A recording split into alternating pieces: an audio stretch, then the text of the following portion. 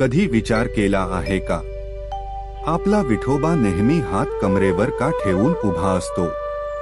हसरा नाही, रागावलेला नाही, तर शांत, गंभीर आणि प्रेमळ.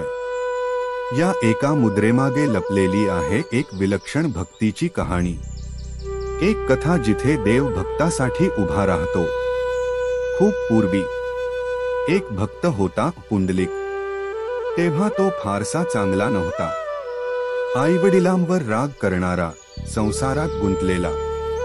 पण एक दिवस त्याला बोध झाला की आपल्या जन्मातली खरी सेवा म्हणजे आईवडिलांची सेवा.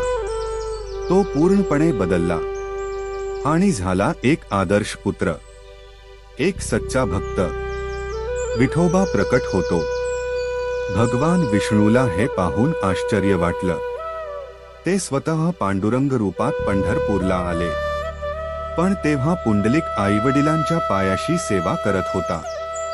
त्याने विठोबाला म्हणलं, हे प्रभू, मला माफ करा, पण माझी सेवा अधुरी आहे.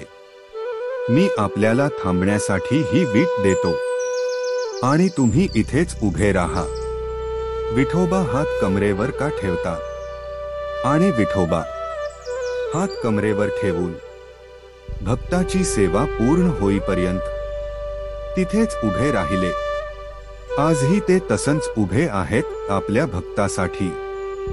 विठोबाचे हात कमरेवर आहेत कारण तो धीर धरतो आपल्या भक्तासाठी. तो थांबतो, तो रागावत नाही आणि तो सांगतो, माझ्यासाठी नाही, आधी आपल्या कर्तव्यासाठी उभे रहा. हा देव आहे जो वाट पाहतो. हात कमरेवर ठेवूनही मन उघड ठेवतो. आज आपण विचार करायला हवा, आपण विठोबाला बोलावतो का? आपण पुंडलिकासारखी सेवा करतो का?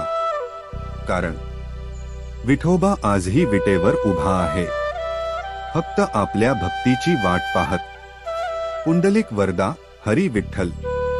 देव मंदिरात नाही, भक्ताच्या मनात असतो. म्हणूनच तो आजही उभा आहे, वाट बघणारा. तुझ्या भक्तीची, तुझ्या प्रेमाची.